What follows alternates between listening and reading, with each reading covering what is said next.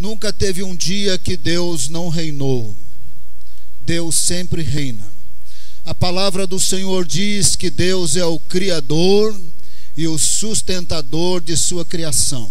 Esqueci de dizer que o pastor Jonathan está aqui conosco. Depois ele vai ministrar a ceia, a menos que ele não queira, né?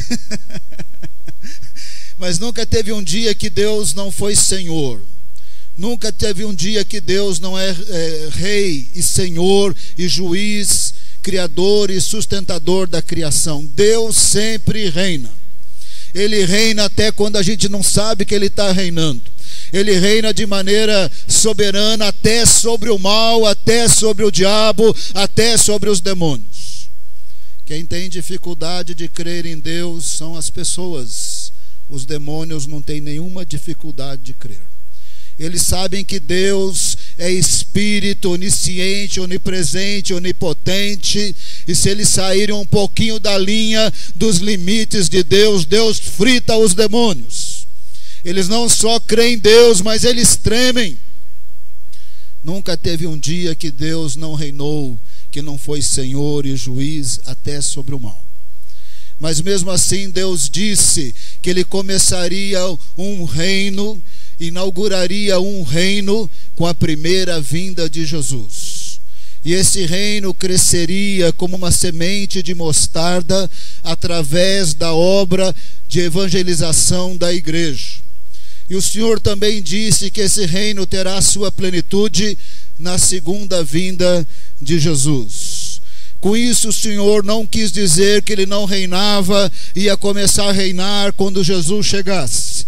Com isso Ele quis dizer que agora que as pessoas estão nas trevas, no pecado, longe de Deus, através de Jesus, eles podem trocar de Senhor.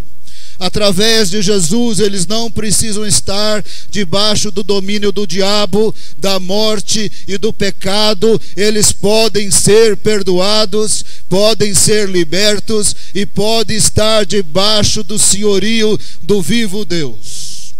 E o Senhor falou ao longo da história de uma maneira progressiva. A primeira vez que Deus disse sobre esse reino, esse rei que viria, o Senhor falou quando Jacó abençoou seus filhos. Jacó olhou para Judá e disse: o cetro, que era o bastão que significava domínio, poder, autoridade que os reis tinham. Então Jacó, profetizando, disse: o cetro, o bastão de autoridade, domínio e poder jamais se arredará de Judá. Com isso o Senhor já indicava que haveria um reino a partir da tribo de Judá. 1000 anos depois o Senhor falou para Davi, e você presta bem atenção no que Deus disse para Davi. É por isso que Jesus é chamado filho de Davi. O Senhor disse: Davi, depois de ti farei levantar o teu descendente. Ele me edificará uma casa, e estabelecerei o seu trono e o seu reino para sempre. Presta bem atenção na palavra de Deus para Davi. Farei levantar depois de ti o teu descendente. Não é os teus descendentes. Não é as tuas descendentes, não é a tua descendente, é o teu descendente. O Senhor falava especificamente de Jesus. Ainda que Davi teve muitos descendentes reis, nesse momento, nessa hora, ele falava somente de Jesus. Virá um descendente. Ele é singular, Ele é poderoso, Ele é eterno, e quando Ele vier, Ele terá um reino, um trono estabelecido para sempre, porque Ele é eterno. Não poderia ser Salomão. Salomão reinou, morreu, não reina mais.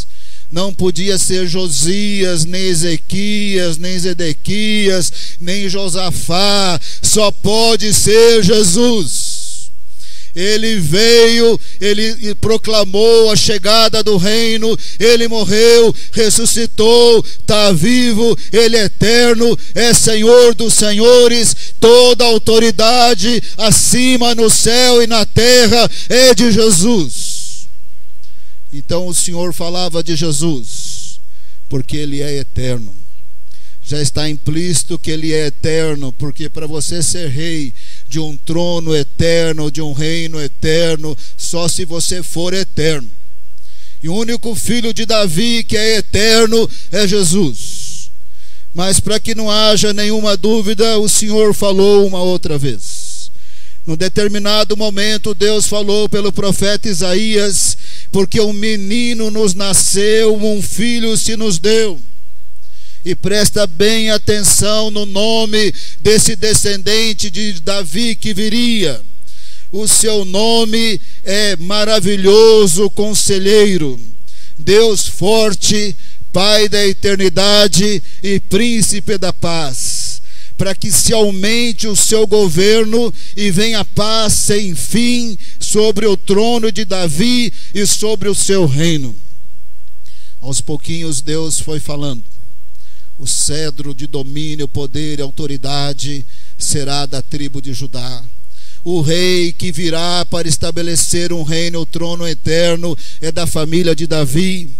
Esse que virá não é qualquer um, ele já existe, ele é eterno, ele é poderoso, ele é pré-existente, ele é o Deus forte, o Pai da eternidade, o Príncipe da paz. Ele nascerá da descendência de Davi e o seu reino vai aumentar, vai crescer. E assim o Senhor foi anunciando que haveria um reino a partir da primeira chegada de Jesus. Depois o Senhor disse que a plenitude desse reino seria na segunda vinda de Jesus. E esse reino cresce pela obra missionária da igreja. Então o Senhor especificou ainda mais. O Senhor disse em duas ocasiões, uma eu só vou mencionar e outra eu vou falar um pouco mais, que ele nasceria nos dias do Império Romano. O Senhor disse que seria nas 70 semanas de Daniel, que depois de tantos anos, a partir da ordem de restaurar Jerusalém, então 69 semanas e 7 anos se passariam. Isso cairia então no ano 32, o 33 da era cristã, quando o ungido seria morto. Para o ungido o Messias ser morto é porque ele já nasceu. Então nas 70 semanas de Daniel, o Senhor especificou que não só ele viria da tribo de Judá, da família de Davi, nascido de uma virgem, o Deus forte, o Pai da eternidade, o Príncipe da paz, mas ele nasceria nos dias do Império Romano. Mas numa outra ocasião, o Senhor também disse isso. Nabucodonosor teve um sonho. Nabucodonosor não era servo de Deus. Ele não conhecia o Deus vivo. Mas o Deus vivo deu um sonho de uma estátua de mais ou menos 27 metros, que a cabeça era de ouro, o tórax e os braços de prata, o quadril de bronze, as pernas de ferro e os pés de ferro e barro. E Nabucodonosor sabia que não era um sonho normal, era um negócio sobrenatural. Ele ficou apavorado, ele queria saber o que era. Nabucodonosor não era nenhum democrata e naqueles dias não existia democracia. Ele chamou todos os sábios e disse assim: eu tive um sonho, eu estou muito apavorado, e a proposta aqui é essa: vocês vão me contar o sonho e a interpretação. Se vocês não contarem, eu mato todo mundo. E os sábios estavam morrendo de medo. Nabucodonosor era horrível, ele era terrível. Daniel não sabia, não estava lá presente, ficou sabendo, foi até Nabucodonosor e disse assim: me dá um tempinho aí para orar e jejuar, eu vou falar com Deus vivo, o Deus que fala, o Deus que revela. Ele orou e jejuou com seus amigos, Deus deu o sonho e a revelação. Daniel foi na frente de Nabucodonosor e disse: eu sei qual é o sonho, eu sei qual é a revelação. Nabucodonosor, você sonhou com uma estátua, e a estátua era assim, assim, assim. A cabeça de ouro é você, Nabucodonosor, é o império da Babilônia, mas depois do seu império haverá um outro império que vencerá a Babilônia, constituído de 2 povos. Aí surge na história o império Medo-Persa, cujo fundador foi o imperador Ciro. E ele continuou dizendo: mas depois deste império, representado pelo tórax de prata e os braços de prata, virá um terceiro império, representado pelo quadril de bronze. Na história foi Alexandre o Grande que dominou o império Medo-Persa e todos os povos antigos. Mas depois desse terceiro império, haverá um quarto império, representado pelas pernas de ferro e os pés de ferro e barro. E na história foi o Império Romano, que teve inúmeros reis, inúmeros imperadores. Aí Daniel, olhando para Nabucodonosor, disse assim: mas nos dias desse quarto reino virá um rei que é eterno, para estabelecer um reino eterno, um trono eterno. Ele jamais subsistirá, ele vencerá. No seu sonho, ele vem como uma pedra simbolicamente cortada sem mão, porque não é obra de ser humano, é obra de Deus. Ele foi enviado do Pai para a terra, da tribo de Judá, da família de Davi, nascido de uma virgem em Belém da Judeia, como Deus havia anunciado, pré-anunciado. Ele viria milagrosamente, não é obra de homens, é obra de Deus. Várias vezes ele disse: eu sou o pão vivo que desceu do céu. Várias vezes ele disse: o Pai me enviou. Várias vezes ele disse: importa que se cumpra as Escrituras. E no sonho de Nabucodonosor, a pedra esmagava os pés da estátua, a estátua caía e virava pó. E Daniel disse: é porque ele vai subjugar todos os reis e reinos da terra. Claro que ele fará isso na sua segunda vinda, porque ele disse que o reino é como uma semente de mostarda que vai crescendo. Creio que vale a pena abrir em Daniel capítulo 2. Eu vou ler somente algumas das passagens que eu estou citando. Daniel 2, se você puder abrir rapidamente, olha para a pessoa ao lado, vê se ela está conseguindo abrir, ajuda. Daniel 2, livro de Daniel 2, o verso 34 ou 35, fala dessa pedra que vem, a pedra angular. Sem Jesus não tem salvação. No final do verso 35 diz, Daniel 2:35, no finalzinho: mas a pedra que feriu a estátua se tornou uma grande montanha que encheu toda a terra. Não fecha a Bíblia, continua com a Bíblia aberta. Jesus inaugurou um reino. Presta bem atenção. Nunca teve um dia que Deus não reinou. Nunca teve um dia que Ele não é rei, senhor e juiz.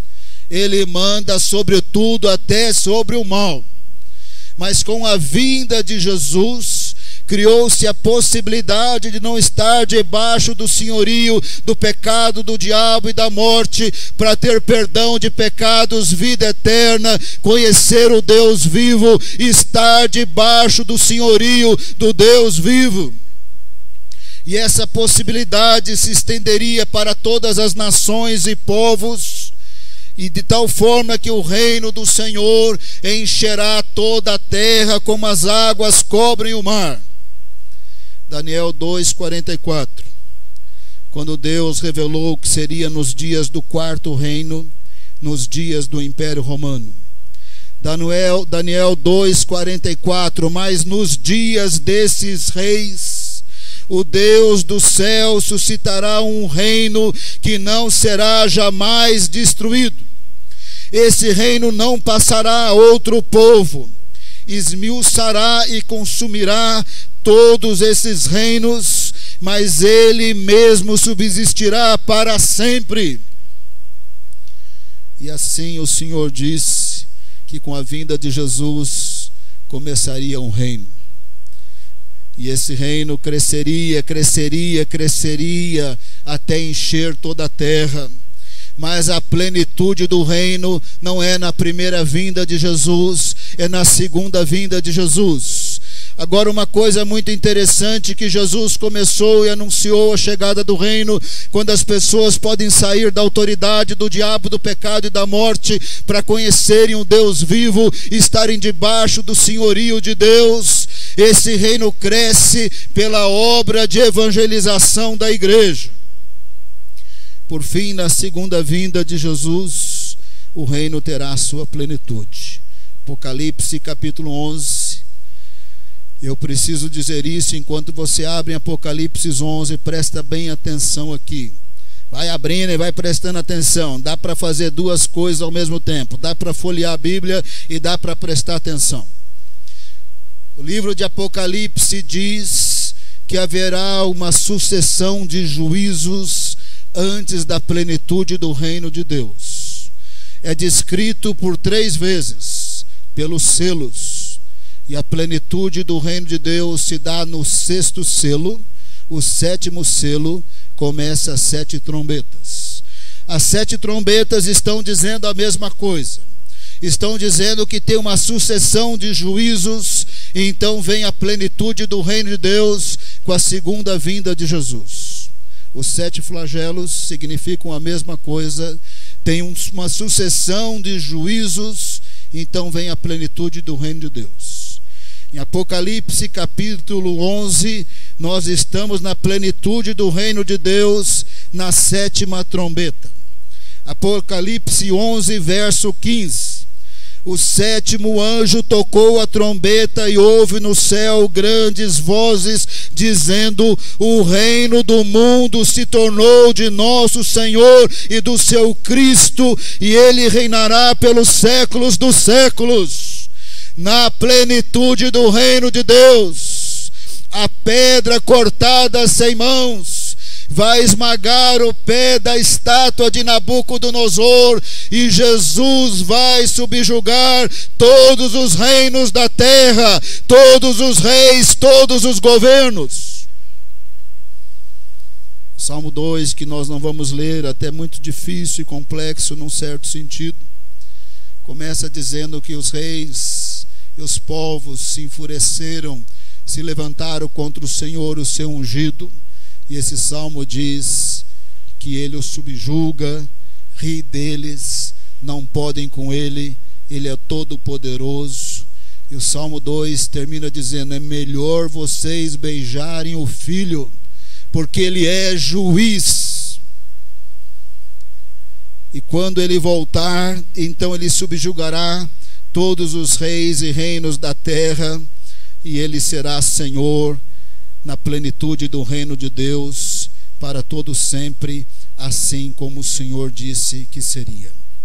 Se você estiver prestando atenção no que eu estou falando, você deveria ter achado um pouco estranho alguma coisa que eu disse aqui. Eu disse que Jesus ia chegar da tribo de Judá, da família de Davi, de uma virgem, Deus eterno, Pai da eternidade, nos dias do Império Romano, para começar um reino, porque nele, através dele, podemos ser libertos do pecado, do diabo e da morte, e podemos conhecer o Deus vivo e viver eternamente com esse Deus, debaixo do senhorio desse Deus. Eu disse que esse reino cresce pela obra de evangelização da igreja, e na segunda vinda de Jesus, o reino terá a sua plenitude. O que é estranho no que eu estou falando é que Deus começou com Jesus, vai terminar com Jesus, e no meio disso tudo ele vai usar a igreja.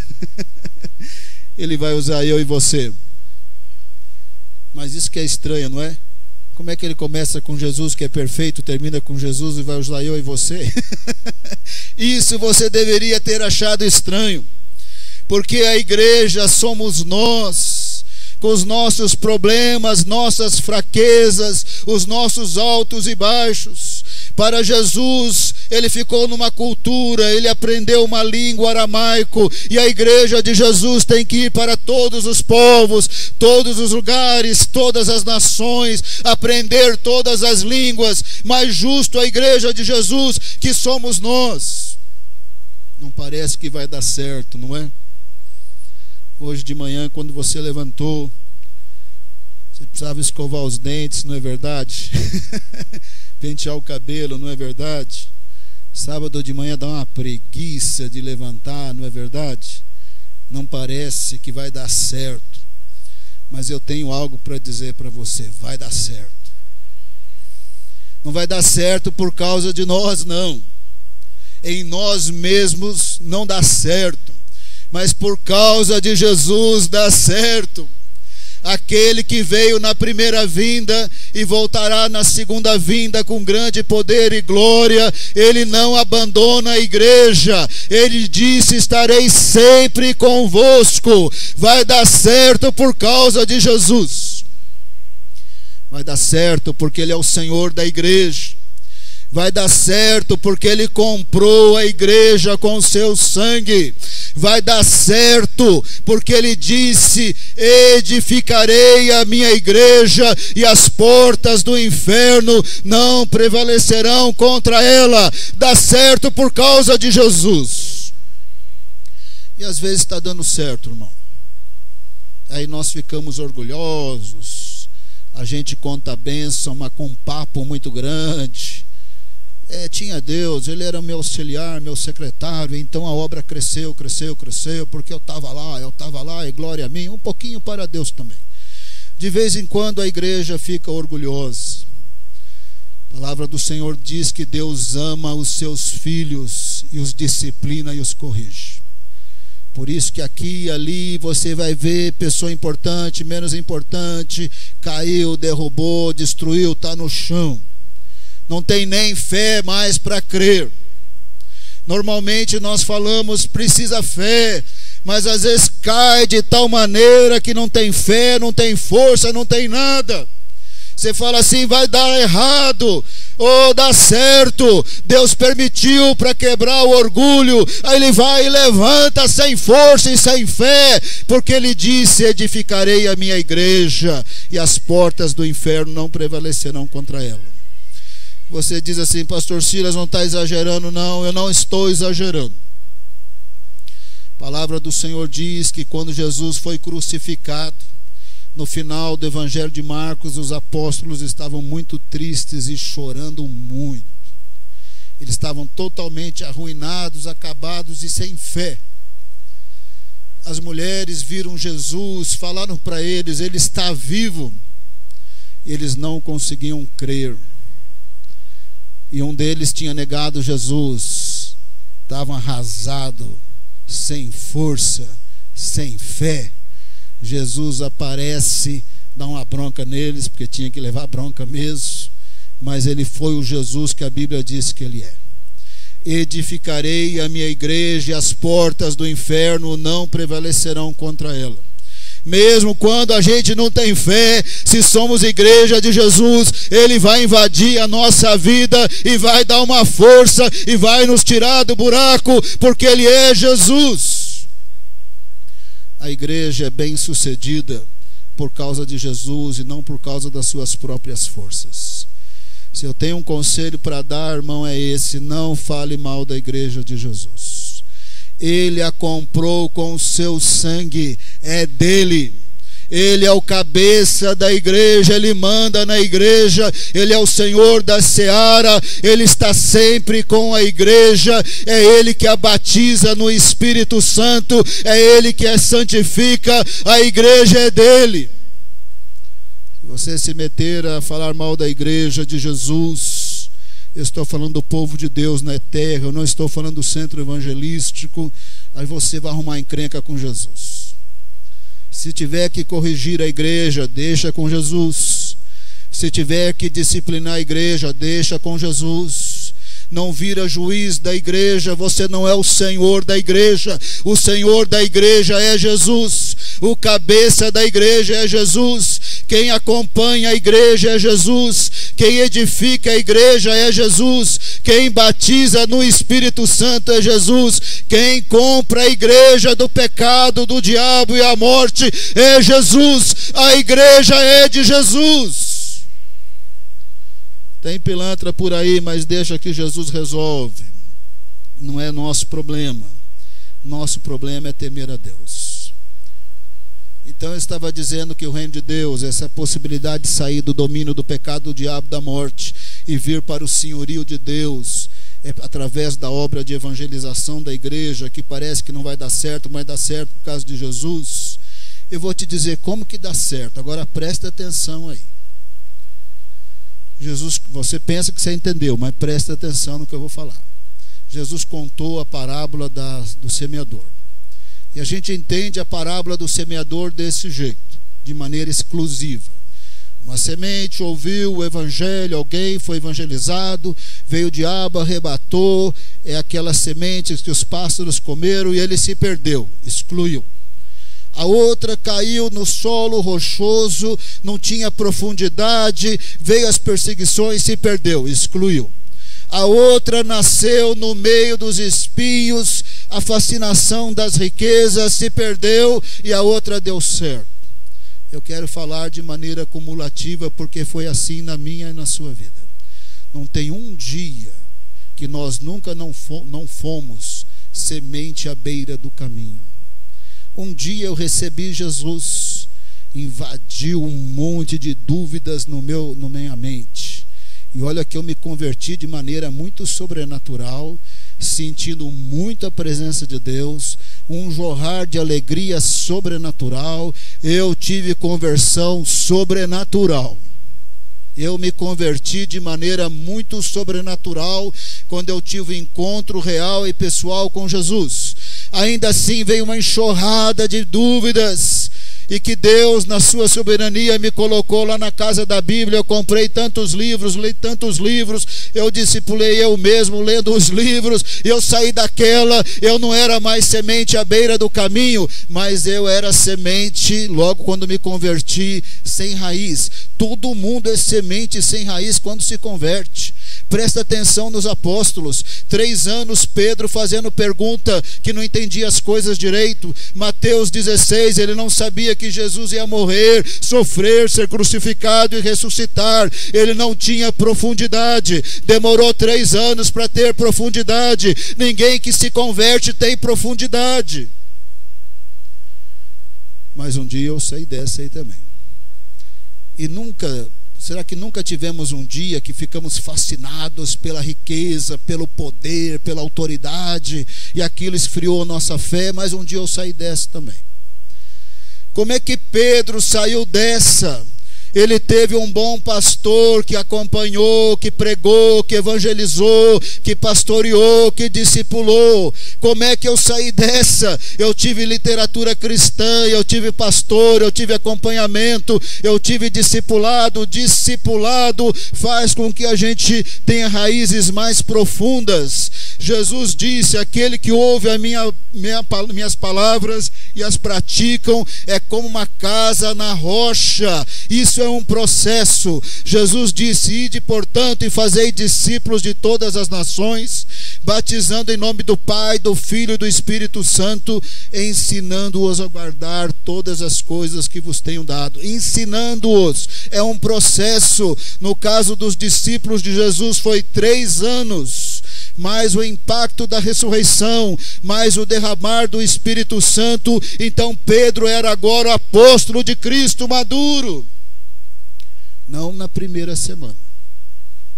Que eu estou querendo dizer para você que o reino de Deus cresce através da obra de evangelização da igreja. A igreja proclama, a igreja demonstra, mas a igreja precisa acompanhar, pastorear e discipular, ensinando-os a guardar. Igreja não é só sentar em banco, igreja não é só no show gospel, igreja não é só atividade legal, igreja é ser discípulo e fazer discípulo. É a igreja que prega, é a que demonstra, é a que proclama, é a que ensina, a que pastoreia e dá certo. Foi assim com a minha vida. Um dia eu fui semente à beira do caminho, outro dia eu era também ainda no solo rochoso, eu não tinha raiz.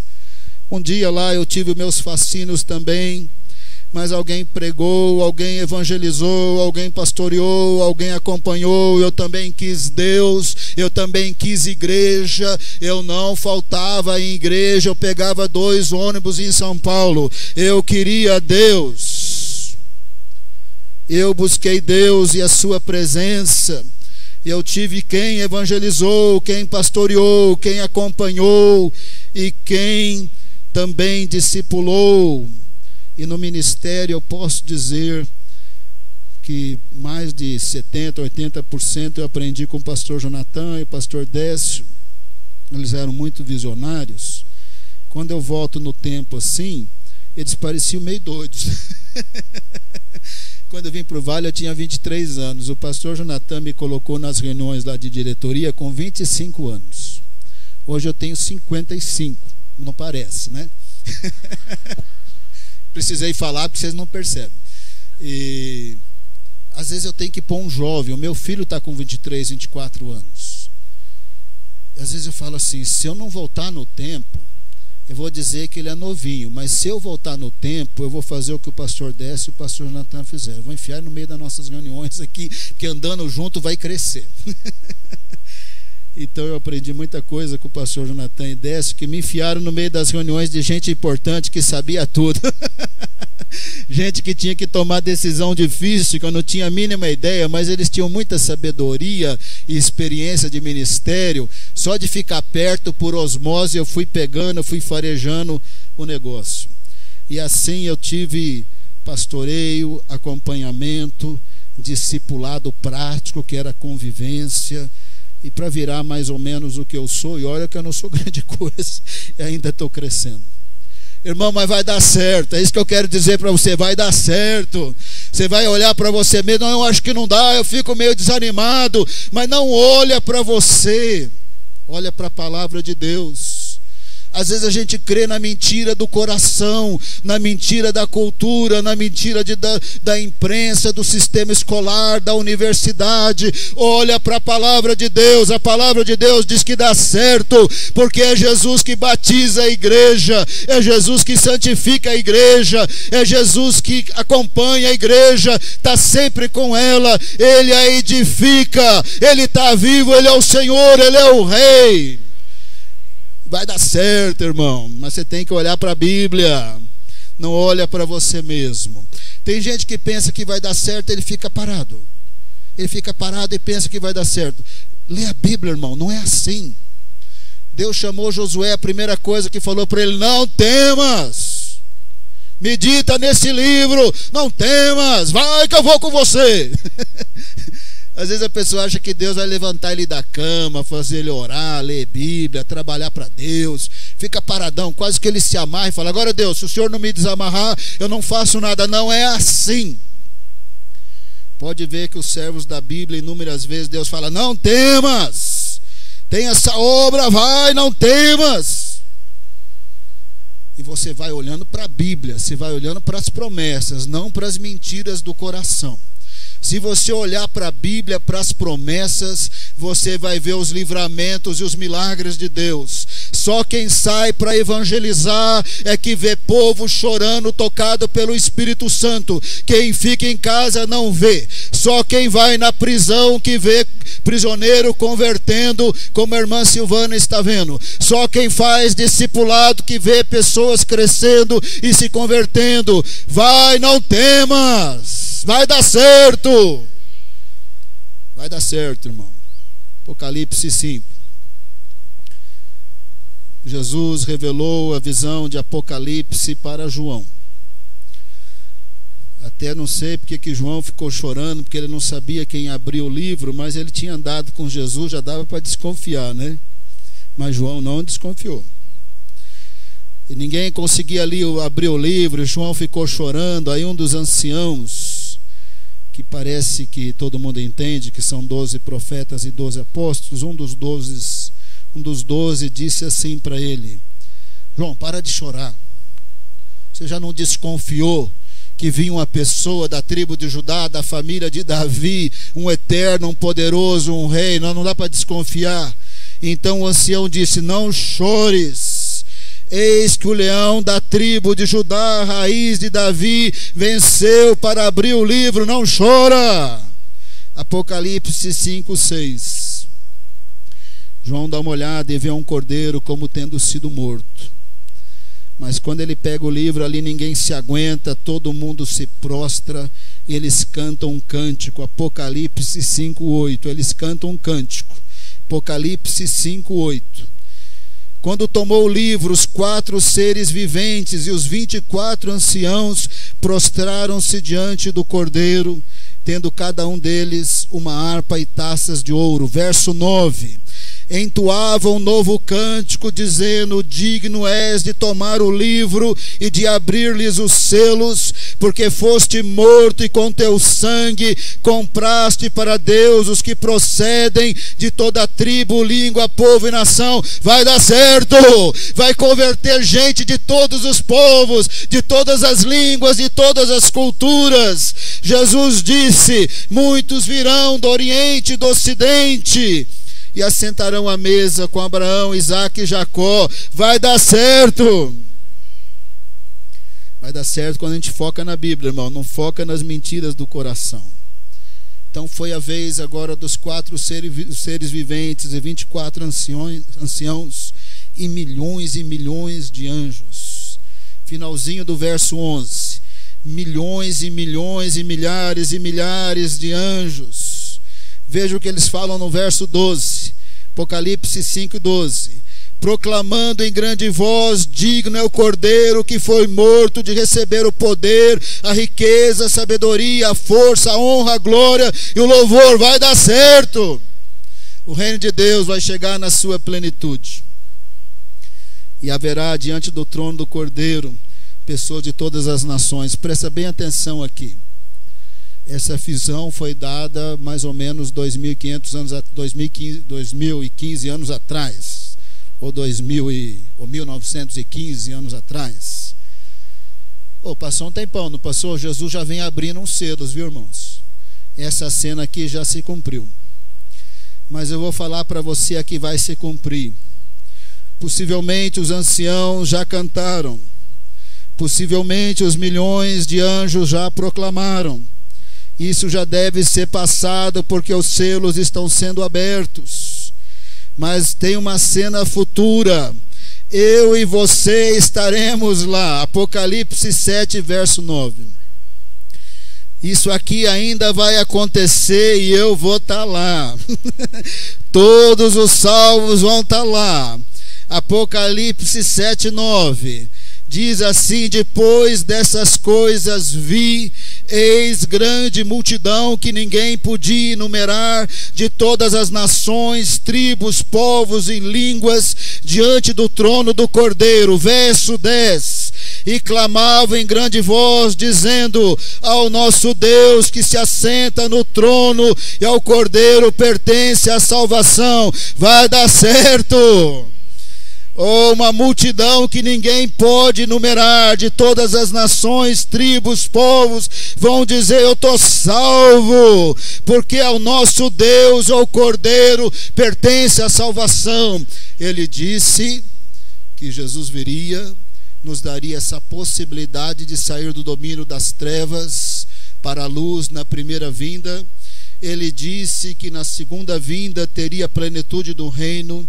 E ele disse que a expansão do reino, nesse sentido de sair das trevas para a luz, estar debaixo do senhorio de Deus, que cresceria pela obra missionária da igreja. E o livro de Apocalipse mostra que deu certo e que vai dar certo. E a gente olha para nós mesmos falando: Senhor, o Senhor está brincando, né? O Senhor deixou só o mundo inteiro para nós, para a tua igreja. Mas dá certo, porque é Jesus que edifica a sua igreja. Ele está vivo, Ele é o Rei, Ele é o Senhor. Baixe a sua cabeça onde você está.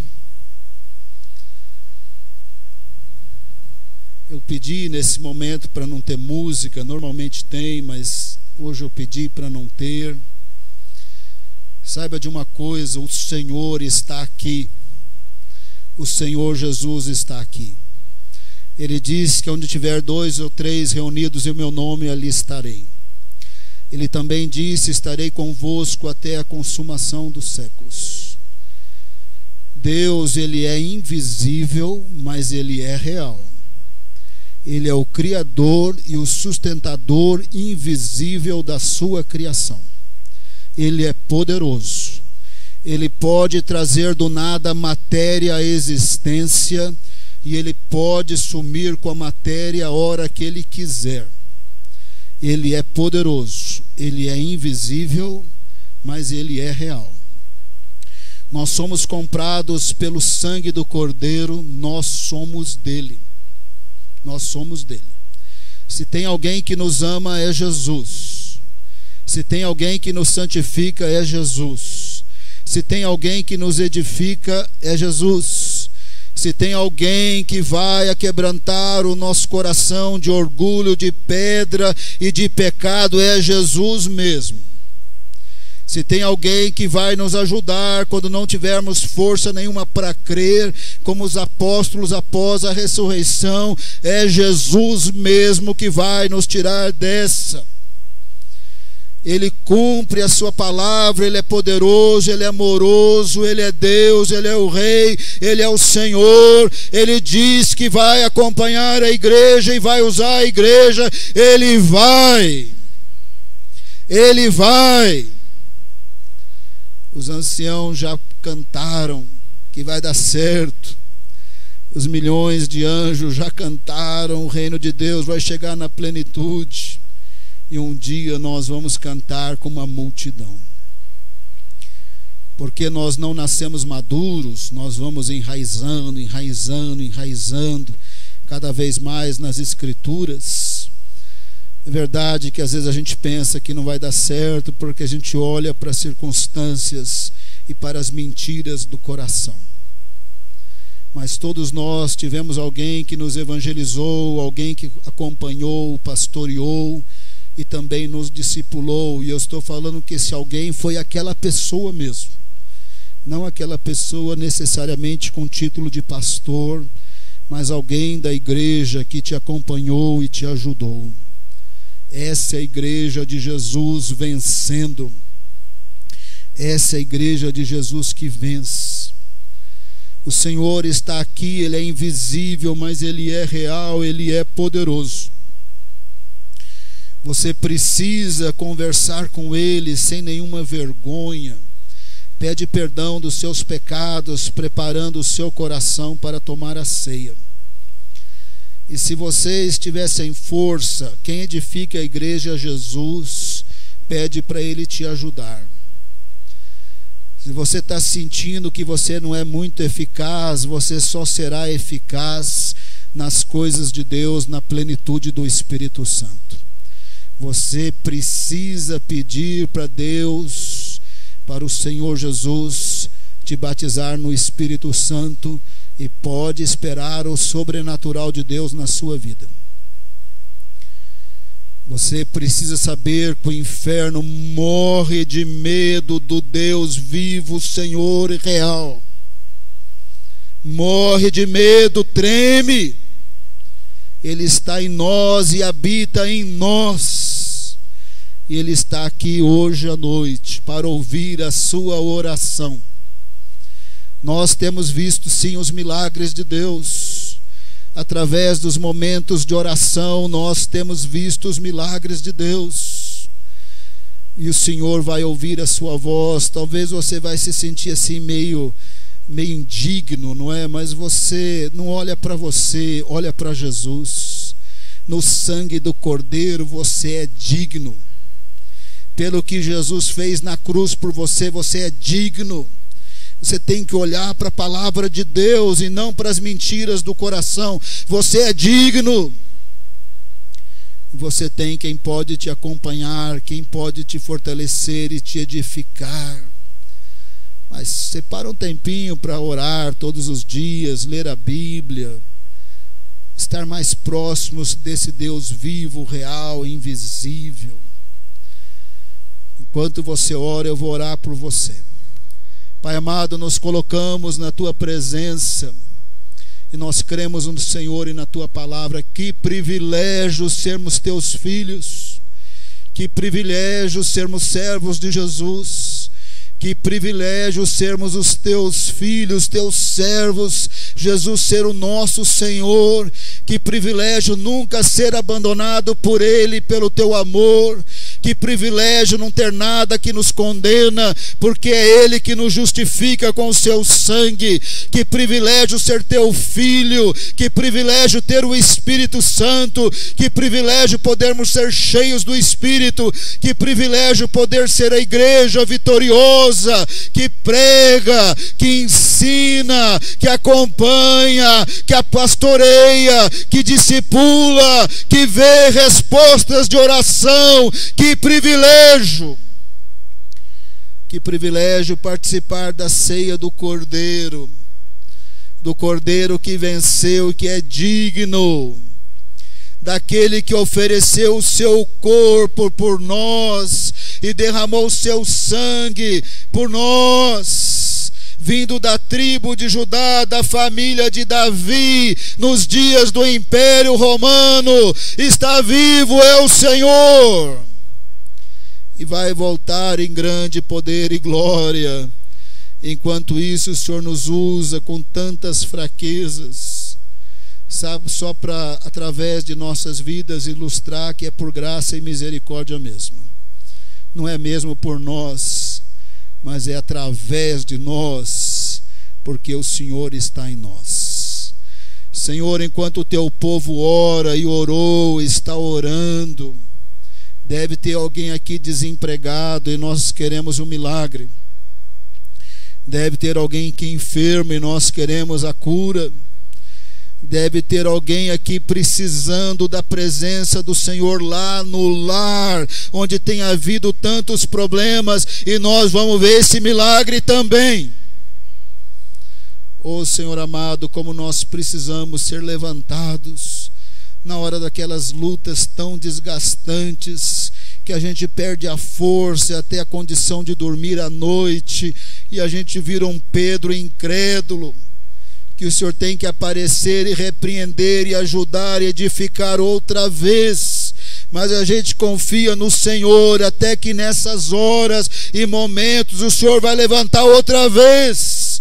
Porque nós somos a Tua igreja, comprada pelo Teu sangue. O Senhor não nos abandona e nós não queremos estar longe do Senhor. Que privilégio, Senhor, participar da Tua ceia com alegria, com louvor e com gratidão. Oramos em nome de Jesus. Amém.